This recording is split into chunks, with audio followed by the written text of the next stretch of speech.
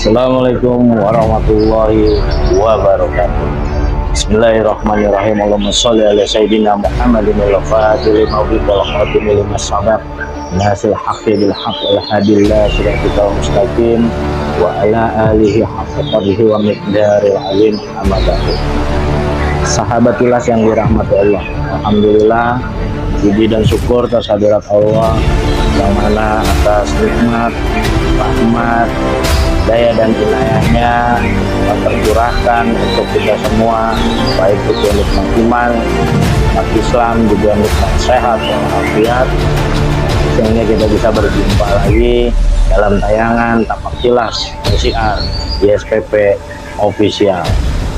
Saya doakan untuk para sahabat Kilas dimanapun Anda berada, mudah-mudahan Allah senantiasa mencurahkan rahmatnya dan senantiasa memudahkan segala urusan para sahabat Kilas kalian, lancarkan usahanya, dimurahkan rezekinya, disehatkan selalu, dikabulkan segala hajat-hajatnya, dan yang terpenting adalah diberikan keberkahan dan keselamatan dunia akhirat. Amin ya robbal alamin. Sahabat Kilas, kali ini kita akan bercerita tentang kisah bagaimana seorang maharaja Pajajaran memiliki istri berjumlah 151 istri. Tapi sebelumnya, sebelum kita mulai ke kisah ini, jangan lupa seperti biasa, apa? Kopi butek. Ya, ini dia nih, kopi favorit saya, kopi butek yang manis. Bismillahirrahmanirrahim. Masya Allah, manisnya mantap. Siapa? Saya yang nonton. Oke. Kalau kopi udah, jangan lupa nggak ketinggalan duduknya. Oh, nikmat benar. Oke, kita mulai. Begini kisah pertamanya. Ketika sang pamanah rasa bersama Nyi Ambedkasi atau Nyai Rambut Kasih dari kerajaan Sindangkasih diutus oleh ayahnya, yaitu Ki Gedeng Sindang Kasih, ya, yang berkuasa di kerajaan sebagai juru labuan di Sindangkasih. Diutus kemana? Nah, terjadi ya sayembara. Sebenarnya sih belum terjadi sayembara. Ini terjadi di kerajaan Singhapura, yang mana memang masih saudara dari Ki Gedeng Sindang Kasih, Ki Gedeng Sindang Kasih, yaitu Ki Gedeng Tapak, yang memang adalah masih saudara dari Ki Gedeng Sindang Kasih, yaitu Mangkubumi dari kerajaan Singhapura. Ya, videonya sebelumnya sudah pernah saya tayangkan. Ini saking banyaknya raja-raja Domas yang menginginkan putri dari kerajaan Singhapura. Siapakah putri itu? Kemungkinan besar itu adalah Subang Larang. Kalau sebelumnya saya bercerita versi pertemuan dengan Nyai Subang Larang itu di pesantren Sekuro. Nah, ini versi yang berikutnya, yang mana nama-nama 150 istri ini tercatat dalam naskah Carita Ratu Pakuan yang ada di Museum Nasional. Kalau yang sebelumnya saya ceritakan berdasarkan babat cariosan Prabu Siliwangi yang ada di Museum Sumedang Larang atau Museum Kesantulun Sumedang Larang. Nah, diutus menggunakan jalur air atau perahu oleh Ki Gedeng Sindang Kasih, berangkatlah sang pemanah rasa dengan Nyai Ambedkasi. Ternyata mereka sampai itu terlambat dan burungnya nggak berhenti ngoceh mulu nih. Ntar dulu gantian, tapi nggak apa-apa ya. Lebih lagi nyampe di kerajaan Singapura itu kondisinya semuanya sudah ramai, baik para raja-raja dan adik dan juga ada putrinya. Jadi sesuai adat pada zaman itu, ketika ingin melamar seorang putri itu pasti selalu didampingi oleh adik dari para raja yang hadir pada saat itu. Itu ada dari Kerajaan Pekalongan, dari Balumbungan atau Balambangan, atau sekarang yang disebut itu Japura kita kenalnya, terus dari kerajaan pokoknya hampir rata-rata semua yang kerajaan dari wilayah kekuasaan Sunda Galuh pada saat itu hampir semuanya rata-rata hadir. Kira-kira semuanya jumlahnya itu ada 150 orang yang hadir pada saat itu. Nah, ketika ini hadir, jalan ini udah kayak ngerti ini nggak, presiden dan wakil presiden memasuki ruang ruang DPR tuh, DPR MPR, kira-kira seperti itu jalan. Atau kalau yang lagi ngetren sekarang Citayam Fashion Week, jalan. Yang satu perempuannya cantik ya, bahkan dijuluki bidadari Sukabumi, si Muhammad Yasin. Lalu yang laki-lakinya gagah, ganteng ya, rupawan, pokoknya berwibawa.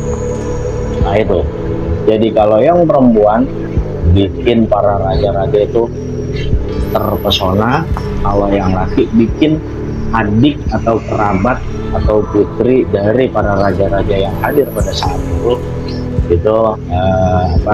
juga terpesona kepada sang pemanah rasa. Jadi cocok gelarnya pemanah rasa, memanah hati sehingga menimbulkan rasa. Nah itu. Nah, di situ setelah bertemu dengan Nyai Subang Larang, nah, ada juga versi yang menyebutkan itu Ratna Larang Tapa.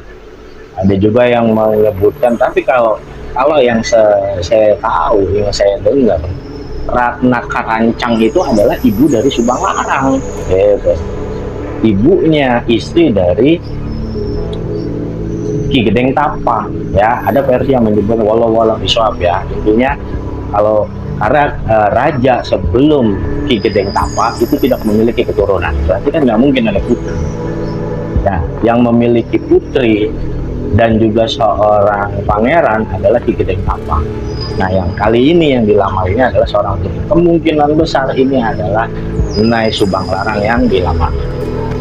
Setelah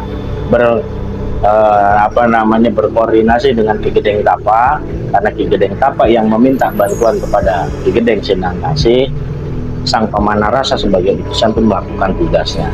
Akhirnya di situ diadakan sabungan. Ini pun ada dua versi, ada yang menyebutkan itu adalah sayembaranya melalui sabung ayam, ada yang menyebutkan yang bertarung itu langsung adalah si tokoh yang ada atau yang hadir pada saat itu. Nah, sampai akhirnya semuanya tetap berlanjut kepada adu ketangkasan atau adu kedikjayaan dengan merebutkan kapur sirih yang dilemparkan oleh Subang Larang. Subang Larang sengaja melemparkan kepada Prabu Siliwangi, tapi Prabu Siliwangi pada saat itu bertindak hanya sebagai penengah, bukan sebagai peserta. Ya, singkat cerita, setelah sabung ayam, bertarunglah antara Amuk Marugul dengan sang pemanah rasa. Ya, sebenarnya awalnya tidak disengaja, karena seharusnya sang pemanah rasa ini adalah sebagai penengah atau sebagai wasit pada saat itu. Tapi karena Amuk Marugul pada saat itu coba mengejar Muhammad Yasin, dan bersembunyi di balik sang pemanah rasa. Akhirnya pada saat itu semua putri disuruh sembunyi, pemanah rasa akhirnya menghadapi Amuk Marugul. Alhasil dimenang. Pada saat itu sang Prabu Amuk Marugul yang terkenal dengan saktinya, sang pemanah rasa hanya meletukkan jarinya ke tanah. Tuk, tuk, tuk. Hadirlah khodam dari Prabu Siliwangi, dan itu kita akan ceritakan di akhir, yang tanpa terlihat sekejap mata pada saat itu sang pemanah rasa menjadi sakti mandraguna sehingga dengan mudahnya mampu mengalahkan Prabu Amuk Marugul. Dan setelah itu Prabu Amuk Marugul sangat menghormati Prabu sang pemanah rasa Siliwangi, diikuti oleh peserta-peserta yang lainnya, dan disitulah semua yang hadir di situ menyerahkan atau mempersembahkan saudara perempuan mereka untuk dinikahkan kepada Prabu Siliwangi yang berjumlah 150 ditambah dengan Nyai Ambedkasi yang berjumlah 1, berarti jadi 151. Ini adalah kisah dari leluhur kita yang ada di Tatar Pasundan ini. Masalah kebenaran atau tidaknya kita semua sama-sama tidak mengalaminya, ya. Seandainya benar, mungkin itu cerita yang sesungguhnya, bisa juga saya terjadi kesalahan dalam menyampaikan, atau memang itu hanya sekedar mitos belaka, walau alam bisa. Tapi yang jelas banyak naskah-naskah dan babat-babat yang mencatat tentang kejadian itu. Bahkan ada di carita Ratu Pakuan itu memang tercatat 151 nama-nama wanita di luar yang 4 yang terkenal, ya, itu adalah disebut-sebut sebagai istri Prabu Siliwangi, karena pada saat itu adalah seperti sebuah perkawinan yang bernuansa politis atau simbolis untuk memperkuat, ya, kerajaan Pajajaran. Jadi karena pada saat itu semuanya mengakui, raja-raja Domas itu mengakui bahwa memang seorang raja yang berwibawa dan sakti mandraguna pada saat itu adalah Prabu Siliwangi, dan untuk memperkuat mereka menyatakan bergabung atau di bawah naungan Panji-Panji Pajajaran. Makanya disebut perkawinan politis dan simbolis. Oke, sahabat jelas, itu yang bisa saya sampaikan. Kebenaran datang hanya dari Allah, kesalahan datang dari saya. Ya, yang penting jaga terus kesehatan, jangan galau di tengah kesulitan, yakin akan selalu ada kemudahan. Biasa beristiqomah dan beristiqomah dalam mencari ridho. Maju terus di jalan yang lurus. Assalamualaikum warahmatullahi wabarakatuh.